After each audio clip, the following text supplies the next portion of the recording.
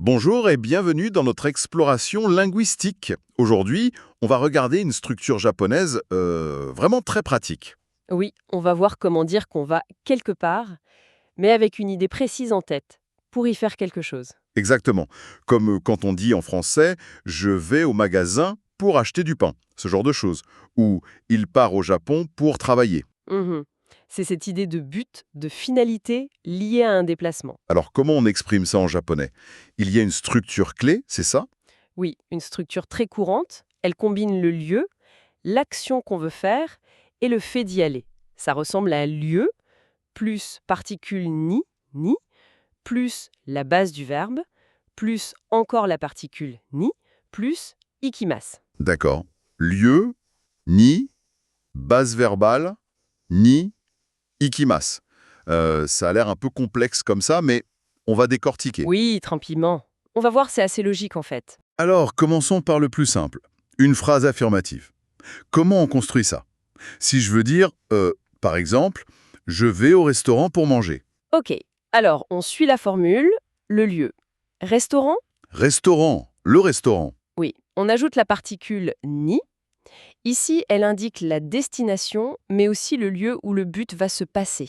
D'accord. Ni pour le lieu. Ensuite, le but. Pour manger, on prend le verbe manger, tabemas. Mhm. On enlève la terminaison mas, Il reste tabé. c'est ça, la base. Et on lui colle la particule ni, donc tabeni. Ah, d'accord. Un deuxième ni pour le but. Exactement. Ce ni marque le but. Et pour finir, on ajoute le verbe aller, ikimas. Ce qui nous donne, Restaurant ni tabeni ikimas. Je vais au restaurant pour manger. ok, je vois. Lieu plus base plus aller. C'est clair. Et si jamais je change d'avis, si je veux dire le contraire, je ne vais pas au restaurant pour manger. Alors là, c'est assez simple. La structure de base reste identique. On change juste le dernier mot, le verbe ikimasu. Ikimasu. On le met à sa forme négative polie, ikimasen. Ah, d'accord, c'est juste la fin qui change. Oui. Donc, pour reprendre notre exemple, ça devient restaurant ni tabeni ikimasen. Restaurant ni, tabe ni, ikimasen. Parfait, c'est pratique, ça évite de tout reconstruire. Pour être sûr que j'ai bien compris, on peut essayer avec d'autres exemples? Disons, aller voir un film au cinéma. Bien sûr. Alors, le lieu est gakan, le cinéma. Le but, voir un film, est gaomimas. Le verbe voir, c'est mimas. Donc la base, c'est mi. Exactement. On ajoute ni, ça fait mini. Et on met le tout ensemble. Egakan ni elegaum mini kimas. Parfaitement. Je vais au cinéma pour voir un film. Super. Et si c'est une activité comme étudier à l'école? Même logique, je vais à l'école pour étudier. L'école, gakko. Étudier, benkyo shimasu. Ah, un verbe en shimas. La base, c'est benkyoshi. C'est ça.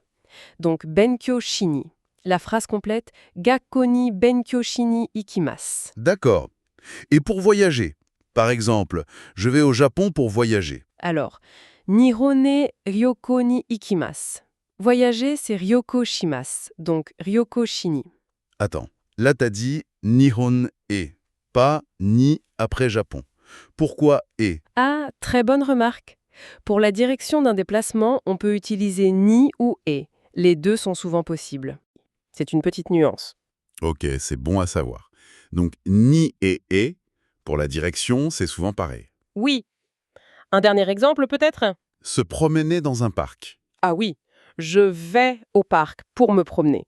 Le parc, koen. Koen. Se promener, sanposhimasu. Sampo, la base, samposhi. Donc, koen et sanposhi ni ikimasu. Ou avec ni aussi. Oui. Koen ni samposhi ni ikimasu, ça marche aussi très bien. Ces exemples montrent bien comment ça marche. Juste pour revenir sur la construction du but. Là, la partie base verbale plus ni. Oui. Comment ça, pourquoi cette forme? Qu'est-ce que ça représente exactement ce ni après la base? Ce ni, c'est vraiment la marque du but, de l'objectif. On pourrait le traduire un peu par notre pour dans pour faire quelque chose. D'accord. Et pour la base verbale, c'est simple. On part de la forme en masu, celle qu'on apprend souvent en premier. On enlève juste masu. Ok.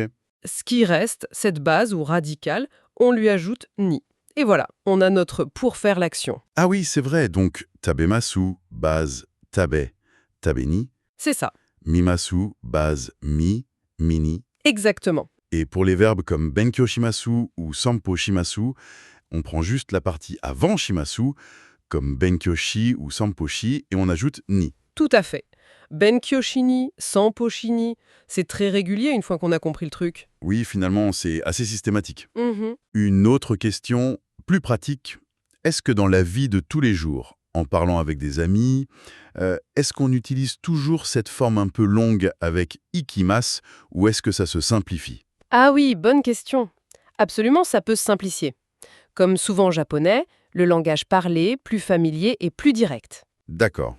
La forme polie ikimas est souvent remplacée par sa forme neutre ou forme du dictionnaire iku. Iku, juste le verbe qui change à la fin. Oui. Par exemple, si tu dis je vais faire les courses au supermarché de manière plus relaxe, le supermarché soupa. Supa. Acheter kaimas. La base c'est kai, donc kaini. C'est ça. Et au lieu de ikimas, tu dis iku. Donc supa ni kai ni iku. Supa ni kaini iku. D'accord. C'est plus court, plus direct. Tout à fait. Bon, pour résumer un peu tout ça, la structure clé pour dire qu'on va quelque part pour faire une action, c'est lieu plus ni plus base verbale plus ni ikimas. C'est ça.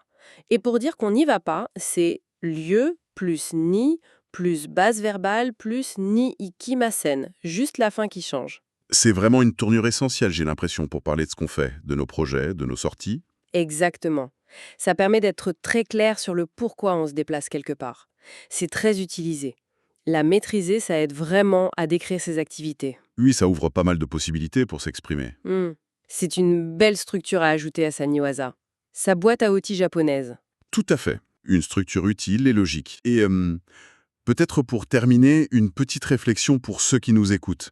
Maintenant que cette structure est un peu plus claire, on pourrait se demander où est-ce qu'on aimerait aller et pour y faire quoi? Ah oui, essayer de formuler ses propres envies, ses projets, même juste dans sa tête. Oui. Imaginez dire « je vais à tel endroit pour faire telle chose » en utilisant « ni ikimas ». C'est une excellente façon de s'approprier la structure, de la rendre vivante. Et puis, ça permet de rêver un peu en japonais, ce qui n'est jamais une mauvaise chose.